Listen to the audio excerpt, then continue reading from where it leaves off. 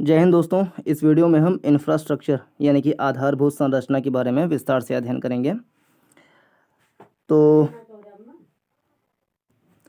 प्रस्तावना, इंफ्रा वह समर्थन प्रणाली यानी सपोर्ट सिस्टम होती है जो किसी देश के तीव्र सामाजिक और आर्थिक विकास को सुनिश्चित करती है। तो इंफ्रा एक प्रकार का समर्थन प्रणाली होता है जो किसी देश के तीव्र सामाजिक और आर्थिक विकास को सुनिश्चित करती है। इंफ्रा वह समर्थन प्रणाली सपोर्ट सिस्टम होती है जो किसी देश के तीव्र सामाजिक और आर्थिक विकास, दोनों प्रकार के विकास, सामाजिक और आर्थिक विकास को सुनिश्चित करती है। इंफ्रा को दो भागों में विभाजित किया जा सकता है। एक है इंफ्रा को दो भागों में विभाजित किया जा सकता है। एक है इकोनॉमिक इंफ्रा, आर्थिक आधारभूत संरचना। एक है सोशल इंफ्रा यानी कि सामाजिक आधारभूत संरचना। इकोनॉमिक इंफ्रा से इकोनॉमिक डेवलपमेंट होता है और सोशल इंफ्रा से सोशल डेवलपमेंट होता है। अब इकोनॉमिक डेवलपमेंट के अंतर्गत क्या क्या चीज़ों का विकास होता है, जैसे roads and highways, railways, ports, telecom, power, airport. तो 1 2 3 4 5 6 छः चीज़ों का, और भी कई सारी चीज़ों का, 6 मुख्य चीज़ों का, जिसमें roads and highways, railways, port, telecom, power, airport, इन सब का आर्थिक विकास होता है। और सोशल डेवलपमेंट के अंतर्गत एजुकेशनल फैसिलिटीज़ यानी कि शैक्षिक व्यवस्थाएं होती हैं, हेल्थ एंड मेडिकल फैसिलिटीज़, स्वास्थ्य और दवा संबंधित सुविधाएं होती हैं, हाउसिंग, आवास, पाइपलाइंस, पाइपलाइंस में ड्रेनेज सिस्टम और ड्रिंकिंग वाटर सप्लाई और गैस, इन चीज़ों का होता है सोशल डेवलपमेंट में। तो इकोनॉमिक डेवलपमेंट में road and highway, railway, port, telecom, power, airport.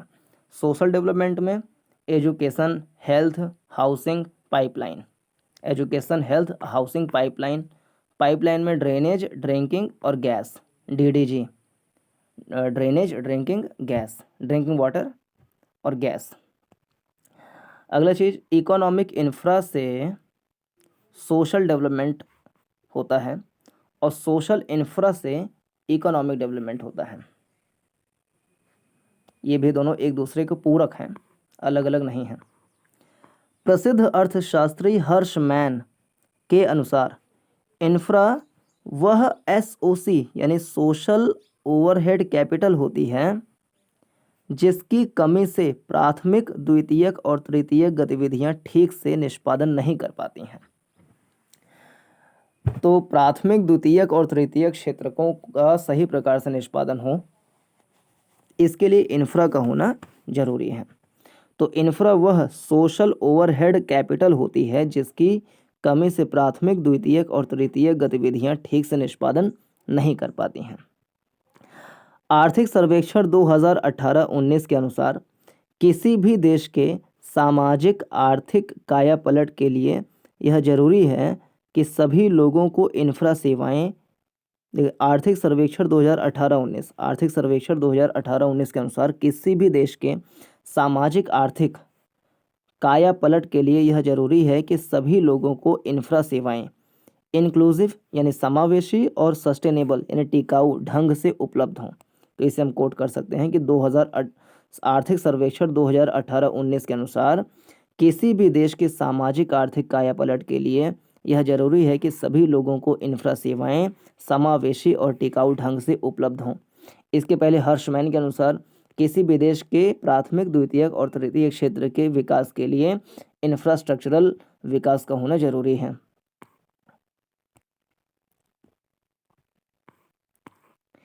Infra as a public good यानी सार्वजनिक वस्तु के रूप में इंफ्रा। वस्तु दो प्रकार की होती हैं, एक सार्वजनिक, एक निजी। सार्वजनिक वस्तु उसे कहते हैं जिसपे पूरे पब्लिक का सामूहिक अधिकार होता है, सरकार का नियंत्रण होता है। और निजी वस्तु उसे कहते हैं जिसपे निजी स्वामित्व होता है और वो निजी व्यक्तियों के यूज़ के लिए सामान्यतः किया जाता है। तो सार्वजनिक वस्तु के रूप में इंफ्रा जो है वो सार्वजनिक वस्तु के रूप में काम करती है। कैसे? तो इंफ्रा में सार्वजनिक वस्तु के गुण देखने को मिलते हैं किसी भी सार्वजनिक वस्तु में दो मुख्य गुण होते हैं जिन्हें निम्न प्रकार दिखाया जा सकता है। सार्वजनिक पब्लिक गुड है तो दो बातें होंगी, एक गैर प्रतियोगी उपभोग होगा, और दूसरा नॉन एक्सक्लूजन, यानी उसमें कोई बाहर नहीं होगा, सब के सब समाहित हैं, चाहे बच्चे हों, बूढ़े हों, युवा हों, किसी भी जाति संप्रदाय धर्म क्षेत्र का हो, वो सभी के यूज़ के लिए होता है। उसे कहते हैं पब्लिक गुड, यानी कि सब समाहित है, नॉन इंक्लूजन, कोई उसमें अलग नहीं है, कोई बाहर नहीं है, सब उसमें समाहित हैं। और गैर प्रतियोगी उपभोग, नॉन राइवल कंजम्पशन, ये दो प्रॉपर्टी होते हैं, गुण होते हैं सार्वजनिक वस्तु के। तो गैर प्रतियोगी उपभोग, किसी व्यक्ति का उपभोग अन्यों के लिए कमी उत्पन्न नहीं करता है। जैसे रेल है तो रेल से कोई भी आए जाए तो सभी उसका यूज़ कर सकते हैं। तो किसी एक व्यक्ति के उपभोग करने से किसी अन्य के लिए कमी हो गई रेल की, ऐसा नहीं है। निजी वस्तु में क्या है कि कार अगर किसी के लिए है तो कार किसी और के लिए नहीं है, रेल किसी के लिए नहीं है बल्कि सभी के लिए है। और नॉन एक्सक्लूजन का तात्पर्य क्या है कि भुगतान नहीं करने वाले को सेवा से बाहर निकालना कठिन है, भुगतान नहीं करने वाले को सेवा से बाहर निकालना कठिन है। फ्री राइडर्स प्रॉब्लम होती है।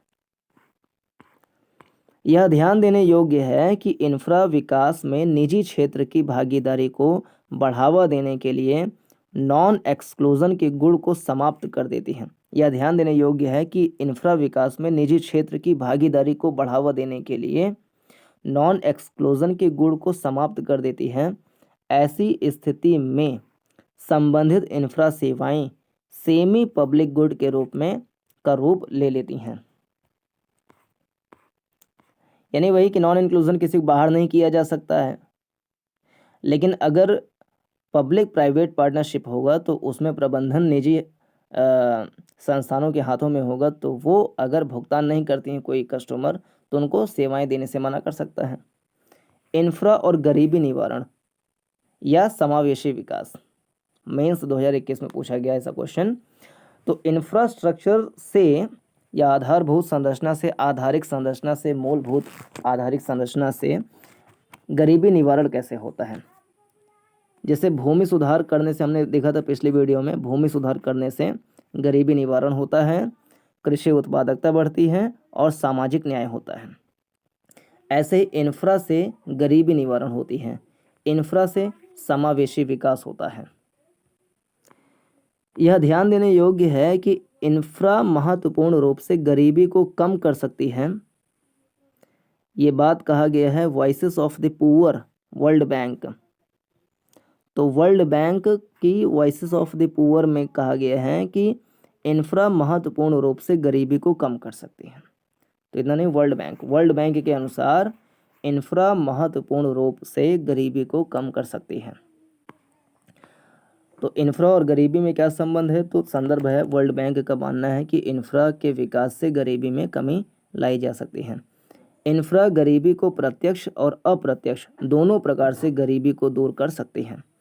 इंफ्रा तीव्र औद्योगिक विकास और ग्रोथ के माध्यम से ट्रिकल डाउन प्रक्रिया के अंतर्गत अप्रत्यक्ष रूप से गरीबी को कम करती है। इंफ्रा तीव्र औद्योगिक विकास और ग्रोथ के माध्यम से ट्रिकल डाउन प्रक्रिया के अंतर्गत अप्रत्यक्ष रूप से गरीबी को कम कर सकती है। इंफ्रा तीव्र औद्योगिक विकास को बढ़ावा देगी जिससे ग्रोथ होगा, इसके माध्यम से ट्रिकल डाउन की प्रक्रिया होगी जिससे अप्रत्यक्ष रूप से गरीबी को कम किया जा सकता है। इसे निम्न प्रकार दिखाया जा सकता है कि जैसे इंफ्रास्ट्रक्चर बना, जैसे road, railway, port, highway, telecommunication के माध्यम, संचार माध्यम बने, दूर संचार माध्यम बने, इंफॉर्मेशन एंड कम्युनिकेशन टेक्नोलॉजी हुआ, यानी कि सूचना और संचार प्रौद्योगिकी का विकास हुआ, पाइपलाइन बिछे, गैस की पाइपलाइन, वाटर ड्रिंकिंग वाटर की पाइपलाइन, गैस की पाइपलाइन, एजुकेशनल फैसिलिटीज़ हुआ, हेल्थ एंड मेडिकल केयर की फैसिलिटीज़ हुआ। तो इन सब के माध्यम से इंफ्रास्ट्रक्चर विकास हुआ जब, तो इससे इंडस्ट्रियल डेवलपमेंट होगा। इंफ्रास्ट्रक्चर डेवलपमेंट में दो प्रकार के हैं, इकोनॉमिक डेवलपमेंट, सोशल डेवलपमेंट। इन सब के कारण से अंततः इंडस्ट्रियल डेवलपमेंट होगा। इंडस्ट्रियल डेवलपमेंट होगा तो इससे एम्प्लॉयमेंट जनरेशन होगा, रोजगार का सृजन होगा, जिससे लोगों की आय में बढ़ोतरी होगी, इनकम होगा, जिससे कि वे अपने आधारभूत आवश्यकताओं की पूर्ति कर सकते हैं। तो आधारभूत आवश्यकताओं की पूर्ति होगी तो गरीबी निवारण में सहयोग मिलेगा। तो ट्रिकल डाउन इंफ्रास्ट्रक्चर बनाया तो अंततः लोगों की गरीबी निवारण हो सका, तो इसे कहते हैं ट्रिकल डाउन तकनीक। इंफ्रा प्रत्यक्ष रूप से भी गरीबी को कम करती है।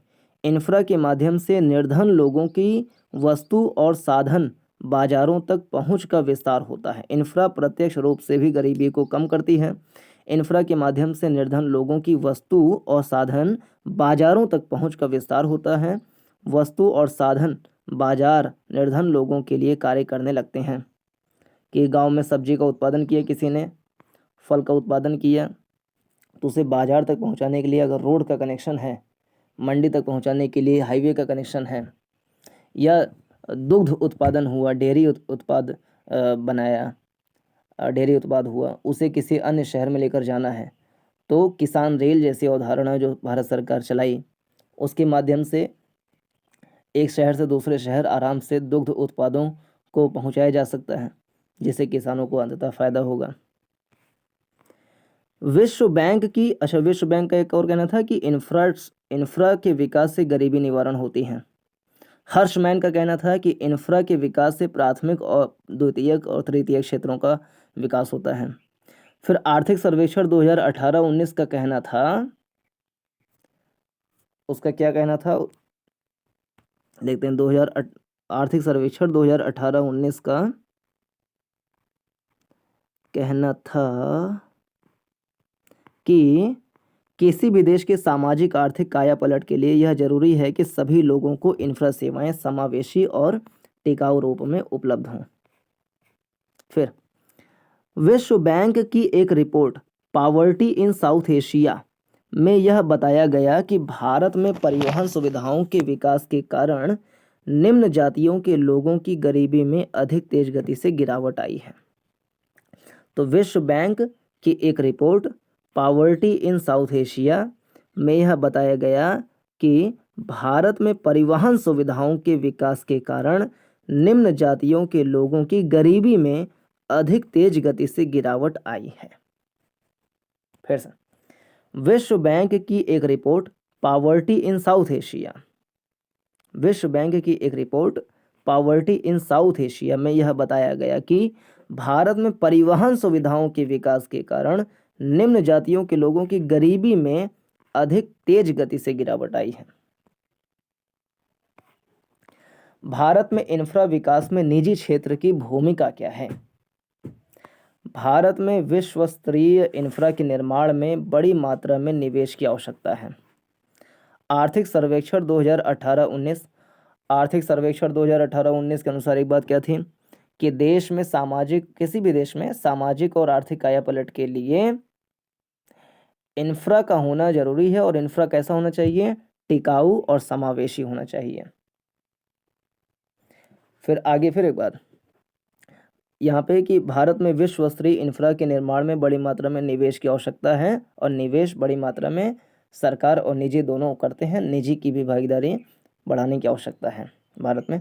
आर्थिक सर्वेक्षण 2018-19 के अनुसार भारत को प्रतिवर्ष इंफ्रा क्षेत्र में 200 बिलियन निवेश की आवश्यकता है, $200 बिलियन की निवेश की आवश्यकता है।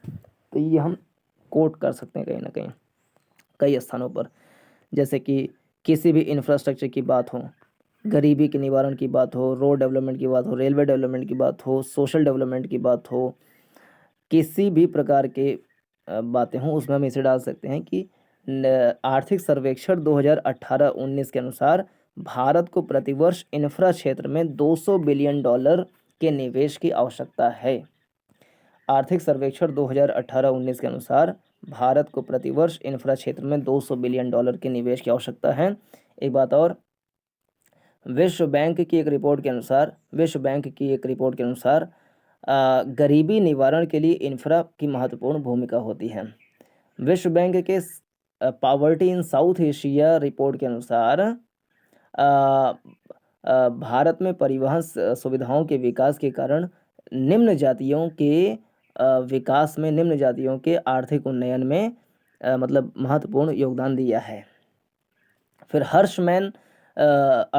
प्रसिद्ध अर्थशास्त्री हर्षमैन के अनुसार प्राथमिक, द्वितीयक और तृतीयक क्षेत्र के विकास के लिए इंफ्रा का होना ज़रूरी है।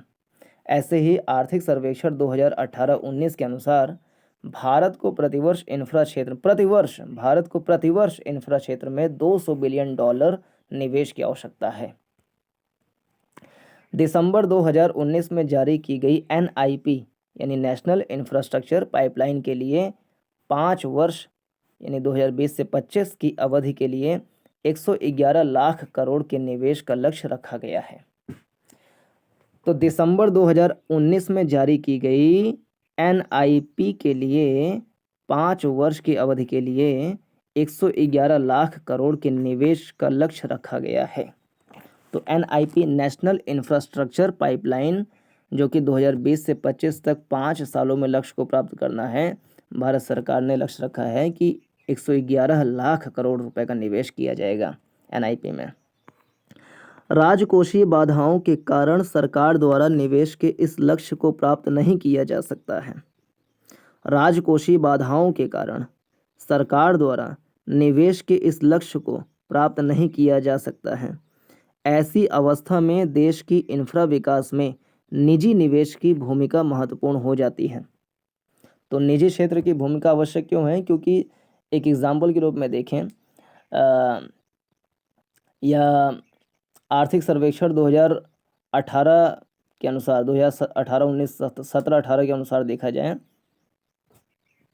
कंफर्म कर लें कौन सा है 18-19 तो 2018-19 के आर्थिक सर्वेक्षण के अनुसार देखा जाए तो भारत में प्रतिवर्ष $200 बिलियन के निवेश की आवश्यकता है। सरकार ने भी दिसंबर 2019 में NIP के तहत 2020 से 25 के बीच में 5 सालों में 111 लाख करोड़ रुपए के निवेश का लक्ष्य रखा है, लेकिन राजकोषीय बाधाओं के कारण इस निवेश को प्राप्त करने में बाधाएं उत्पन्न होंगी, इसलिए निजी निवेश की आवश्यकता है। राजकोषीय बाधाओं के कारण सरकार द्वारा निवेश के इस लक्ष्य को प्राप्त नहीं किया जा सकता है। ऐसी अवस्था में देश की इंफ्रा विकास में निजी निवेश की आवश्यकता है। यह ध्यान देने योग्य है कि इंफ्रा क्षेत्र में निजी निवेश को आकर्षित करने के लिए भारत सरकार द्वारा PPP मॉडल का प्रयोग पिछले कई वर्षों से किया जा रहा है। ध्यान देने योग्य है कि इंफ्रा क्षेत्र में निजी निवेश को आकर्षित करने के लिए भारत सरकार द्वारा PPP मॉडल का प्रयोग पिछले कई वर्षों से किया जा रहा है, विशेष रूप से 2005 से किया जा रहा है। अब PPP क्या है? पब्लिक प्राइवेट पार्टनरशिप क्या है? वित्त मंत्रालय के अनुसार प्रयोक्ता शुल्कों यूज़र चार्जेस, यानी जो हम प्रयोक्ता हैं, हम प्रयोग करने वाले, जैसे रोड को यूज़ करें तो जिसके पास ट्रक है, बस है, तो उसे रोड परिवहन शुल्क देना होता है। ऐसे कुछ भी इंफ्रास्ट्रक्चर का प्रयोग करने के बदले जो हम प्रशुल्क देते हैं तो प्रयोक्ता शुल्क है। तो PPP क्या है उसको समझाने के लिए वित्त मंत्रालय के अनुसार प्रयोक्ता शुल्कों की वसूली के आधार पर किसी अनुबंध के अंतर्गत किसी परियोजना के माध्यम से निजी और सार्वजनिक क्षेत्रों द्वारा आपस में मिलकर लोगों को इंफ्रा सेवाएं उपलब्ध करवाना PPP है। फिर से, प्रयोक्ता शुल्कों की वसूली के आधार पर किसी अनुबंध के अंतर्गत किसी परियोजना के माध्यम से निजी और सार्वजनिक क्षेत्रों द्वारा आपस में मिलकर लोगों को इंफ्रा सेवाएं उपलब्ध करवाना PPP है। सरल भाषा में कह सकते हैं कि वित्त मंत्रालय के अनुसार जब सरकार और निजी क्षेत्रक दोनों आपस में मिल करके किसी इंफ्रा वाले परियोजना पर कार्य करते हैं और लोगों को सुविधाएं प्रदान करते हैं और उस से प्राप्त शुल्क को अनुबंध के माध्यम से आपस में तय करते हैं, उसे कहा जाता है पीपीपी, पब्लिक प्राइवेट पार्टनरशिप। ऐसे वीजीएफ यानी वायबिलिटी गैप फंडिंग, एक शब्द है, ये क्या है? Viability gap funding PPP model में निजी क्षेत्र को आकर्षित करने के लिए वर्ष 2006 में वीजीएफ को शुरू किया गया था। इसके अंतर्गत वित्त मंत्रालय निजी क्षेत्र, पीपीपी मॉडल में निजी क्षेत्र को आकर्षित करने के लिए वर्ष 2006 में वीजीएफ को शुरू किया गया था। इसके अंतर्गत वित्त मंत्रालय निजी क्षेत्र की कंपनी को टीपीसी का अधिक से अधिक 20% अनुदान दे सकता है। TPC means total project cost. तो वीजीएफ क्या है? इसके अंतर्गत वित्त मंत्रालय निजी क्षेत्र की कंपनी को टोटल प्रोजेक्ट कॉस्ट का अधिक से अधिक 20% अनुदान दे सकता है। तो सरकार अनुदान दे सकती है 20%, अधिकाधिक, मैक्सिमम इतना। तो इससे निजी क्षेत्र आकर्षित होंगे इंफ्रा में निवेश करने के लिए। संबंधित सरकारी प्राधिकरण जैसे कि NHAI, national highway authority of India आदि चाहे तो अपनी ओर से टीपीसी का 20% तक अनुदान दे सकता है। वीजीएफ देते समय कंपनियों से बोलियां आमंत्रित की जाती हैं। जो कंपनी सबसे कम वीजीएफ की मांग करती है उसे इंफ्रा परियोजना सौंपी जाती है। वीजीएफ उन परियोजनाओं के लिए देने की कोशिश की जाती है जिनकी ईआरआर यानी इकोनॉमिक रेट ऑफ रिटर्न अच्छी होती हैं, लेकिन एफआरआर फाइनेंशियल रेट ऑफ रिटर्न अच्छी नहीं होती हैं। फिर से, वीजीएफ यानी सरकार द्वारा निजी क्षेत्रकों को इंफ्रा में निवेश करने के लिए अधिकतम 20% तक अनुदान देने की एक प्रावधान है जिसे 2006 में लाया गया था। तो वीजीएफ उन परियोजनाओं के लिए देने की कोशिश की जाती है जिनकी इकोनॉमिक रेट ऑफ रिटर्न अच्छी होती है, लेकिन फाइनेंशियल रेट ऑफ रिटर्न अच्छी नहीं होती है, उनमें दिया जाता है। नोट, वीजीएफ की आलोचना इस आधार पर देखने को मिलती है कि यह क्रॉनी कैपिटलिज्म को बढ़ावा देती है। क्रॉनी कैपिटलिज्म इसे हम देखेंगे बाद में, मतलब याराना पूंजीवाद इसको कहा जाता है कि सरकार द्वारा कुछ चुनिंदा परिवारों को, राजघरानों को, राज परिवारों को इंफ्रा में निवेश करने को प्रोत्साहित देना, इसे क्रॉनी कैपिटलिज्म कहा जाता है।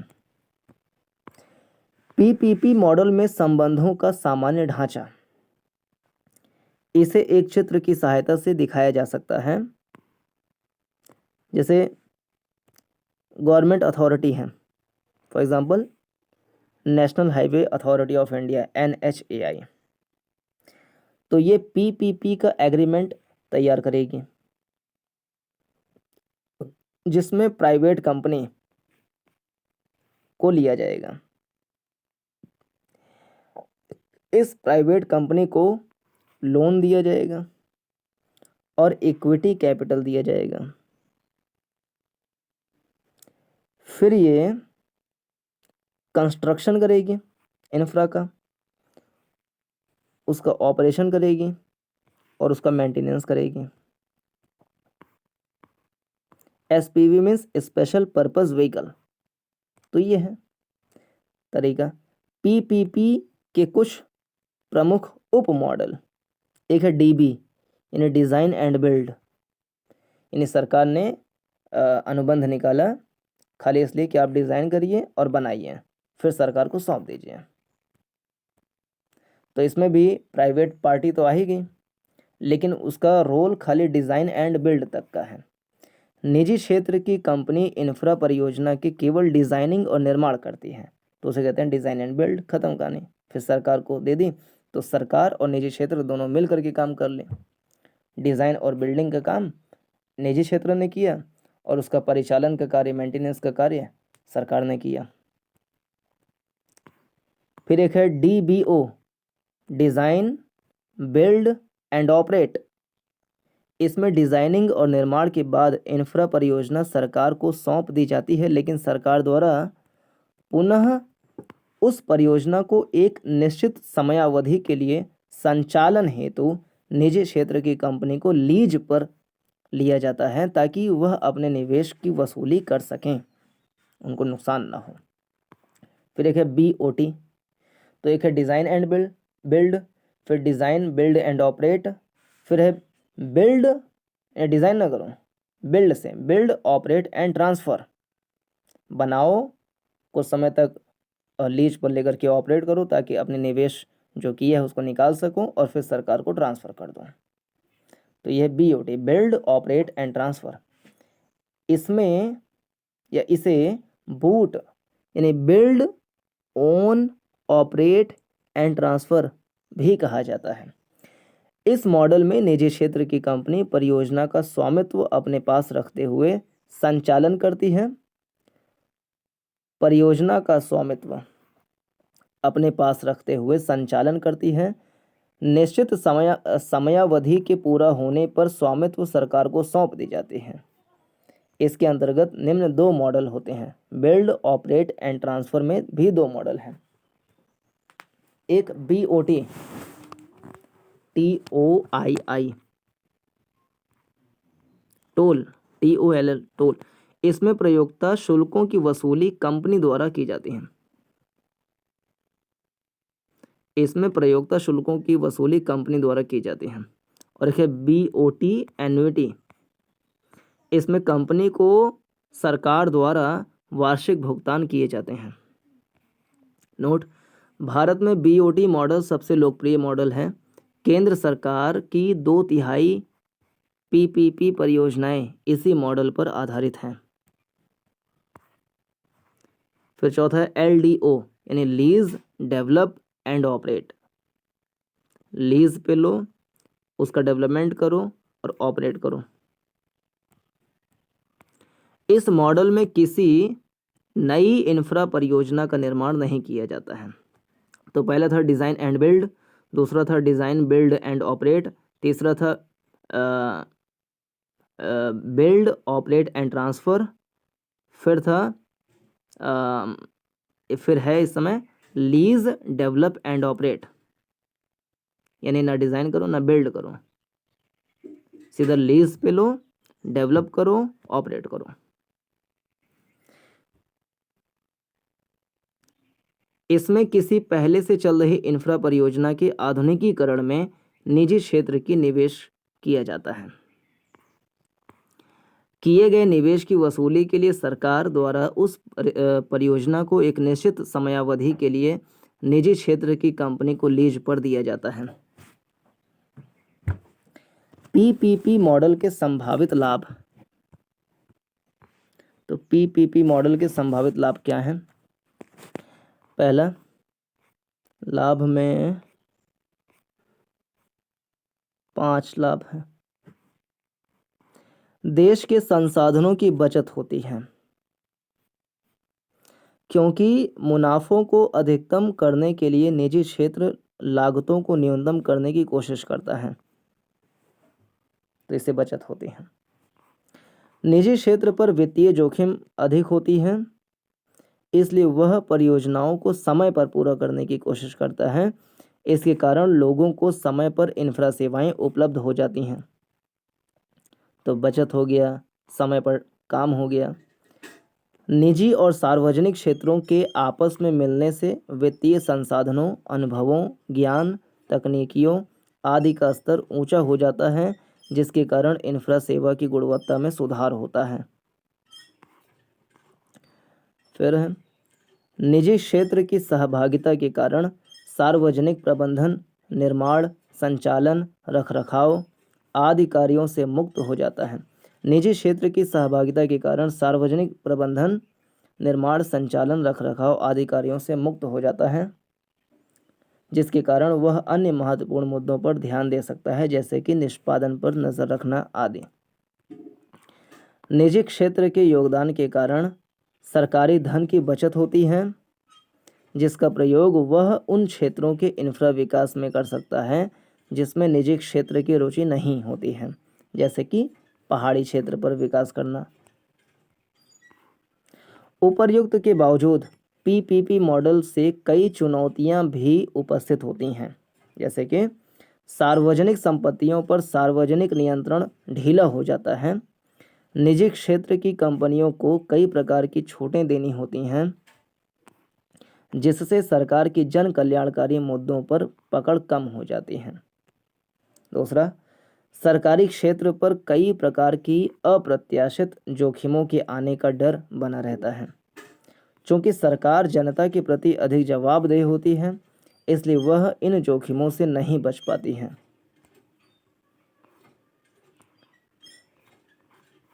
भारत में पीपीपी परियोजनाएं क्यों विवादास्पद रहती हैं? एक प्रश्न ये है। भारत में कई कारणों से पीपीपी परियोजनाएं विवादों में फंसी हुई हैं। इसके कारण वे न केवल अनावश्यक रूप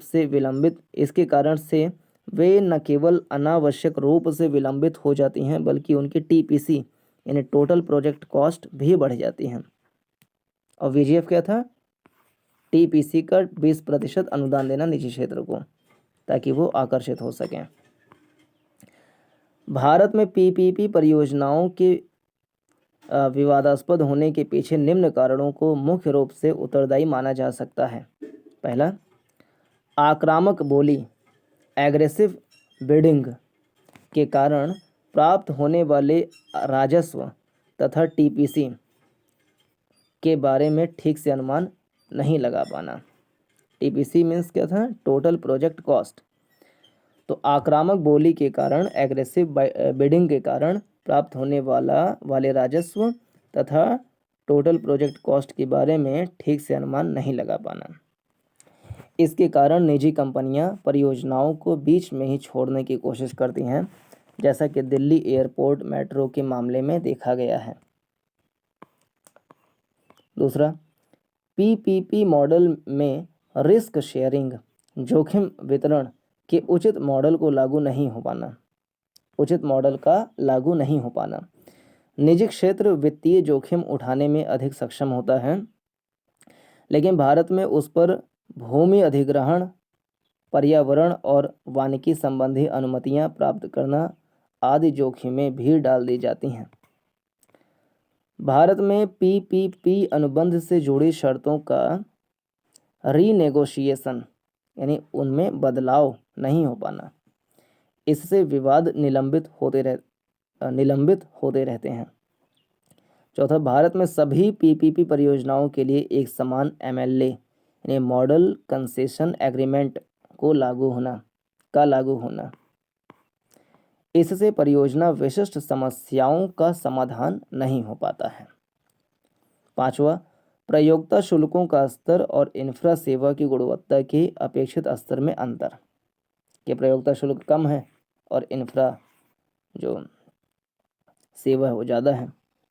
कई बार यह देखा गया है कि सरकारी प्राधिकरण निजी कंपनियों को प्रयोक्ता शुल्क बढ़ाने की छूट दे देते हैं, जबकि उनके द्वारा इंफ्रा सेवा की गुणवत्ता में कोई सुधार नहीं किया जाता है। इससे विवाद को बढ़ावा मिलता है। इस प्रकार भारत में कई कारणों से पीपीपी परियोजनाएं विवादास्पद हो रही हैं। इससे पीपीपी मॉडल में निजी क्षेत्र की रुचि कम हो रही है। राष्ट्रीय राजमार्गों के निर्माण में निजी क्षेत्र की रुचि को पुनर्जीवन देने के लिए भारत सरकार द्वारा हाइब्रिड एन्युटी मॉडल HAM शुरू किया गया है। तो हाइब्रिड एन्युटी मॉडल क्या है? राष्ट्रीय राजमार्गों के निर्माण में हाइब्रिड एन्युटी मॉडल को शुरू किया गया है। इसमें पारंपरिक EPC यानी engineering, procurement and construction model और BOT build, operate and transfer model के गुणों का मिश्रण किया गया है। तो इंजीनियरिंग, प्रोक्योरमेंट, कंस्ट्रक्शन मॉडल और build, operate and transfer model के गुणों को EPC और BOT के गुणों का मिश्रण किया गया है। हाइब्रिड एन्युटी मॉडल में मुख्य विशेषताएं क्या हैं? हाइब्रिड एन्युटी मॉडल में इसमें ईपीसी और बीओटी को जोड़ दिया गया है तो बन गया है हाइब्रिड एन्युटी मॉडल। ईपीसी क्या है? Engineering, procurement, construction. बीओटी है बिल्ड ऑपरेट एंड ट्रांसफर। इन दोनों के गुणों को समाहित कर लिया जाए तो बनता है हाइब्रिड एन्युटी मॉडल। तो हाइब्रिड एन्युटी मॉडल HAM की मुख्य विशेषताएं क्या हैं? ईपीसी का 40% भाग सरकार द्वारा खर्च किया जाता है, यानी इंजीनियरिंग, प्रोक्योरमेंट, कंस्ट्रक्शन का 40% भाग सरकार द्वारा खर्च किया जाता है। जैसे VGF था तो उसमें अधिकतम 20% तक सरकार निजी क्षेत्र को अनुदान देती है, ग्रांट्स देती है। ऐसे ईपीसी का 40% भाग सरकार द्वारा खर्च किया जाता है। शेष 60% भाग का निवेश निजी कंपनी के द्वारा किया जाता है। ईपीसी का 40 सरकार देगी, 60 निजी क्षेत्र देगी। तीसरा, सरकार द्वारा निजी कंपनी को वार्षिक भुगतानों एन्युटी के माध्यम से 15 से 20 वर्ष की अवधि में निवेश को वापस लौटाया जाता है।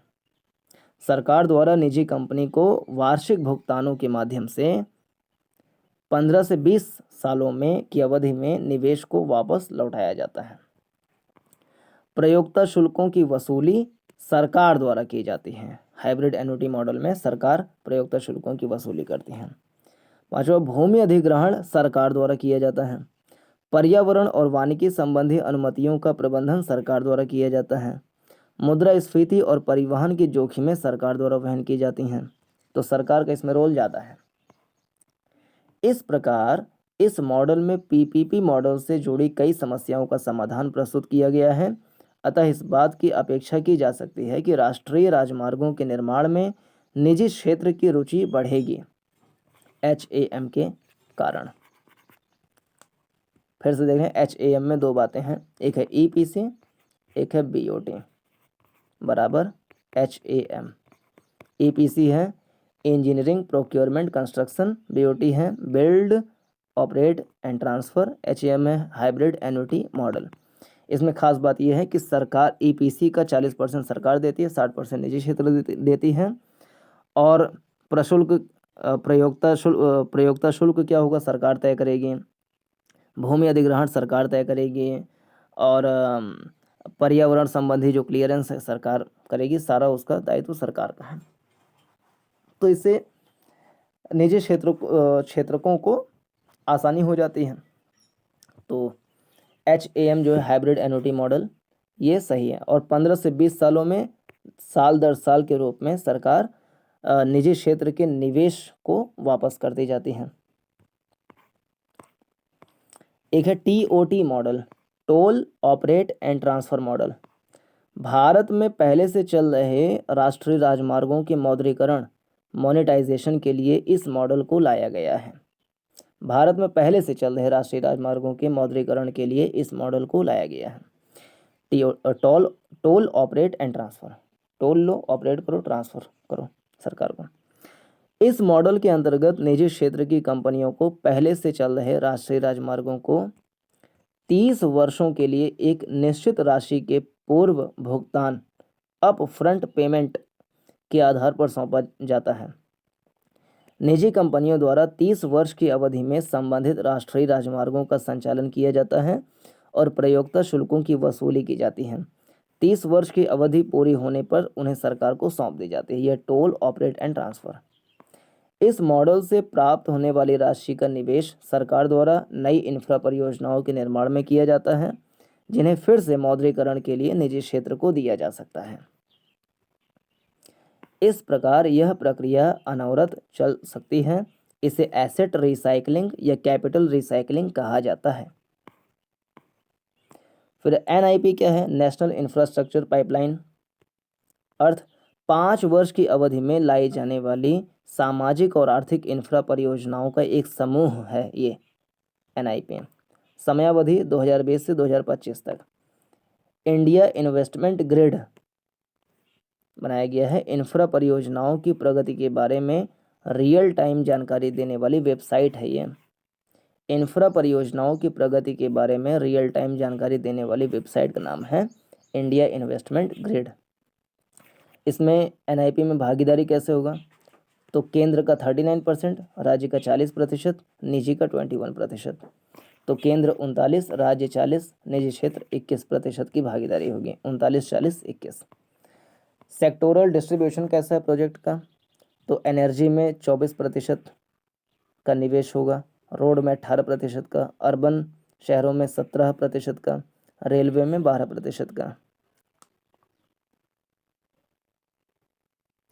तो 8 4 12 7 19 2 21, 2 3 2 5 2 3 2 5 5 2 7 71% का निवेश होगा इन 4 सेक्टर में। Energy, road, urban, railway. Energy में 24%, रोड में 18, अर्बन में 17, रेलवे में 12%। इकोनॉमिक और सोशल इंफ्रा दोनों में निवेश किया जाएगा इस प्रकार से। प्रोजेक्ट का नेचर क्या है? तो 100 करोड़ रुपए से अधिक मूल्य की सभी greenfield and brownfield project. 100 crore से अधिक मूल्य की सभी ग्रीनफील्ड एंड ब्राउनफील्ड प्रोजेक्ट्स हैं ये। नोट: भारत सरकार द्वारा एनआईपी के लिए 6 लाख करोड़ का वित्त प्राप्त करने के लिए नेशनल मोनेटाइजेशन पाइपलाइन बनाई गई है, जो एनआईपी के लगभग समानांतर है, और इन 5 सालों में 111 लाख करोड़ रुपए के निवेश का लक्ष्य भी रखा गया है, एनआईपी के अंतर्गत है। तो ये रहा इंफ्रास्ट्रक्चर से संबंधित पूरा डिस्कशन। पूरा देखने के लिए धन्यवाद। नमस्कार, जय हिंद।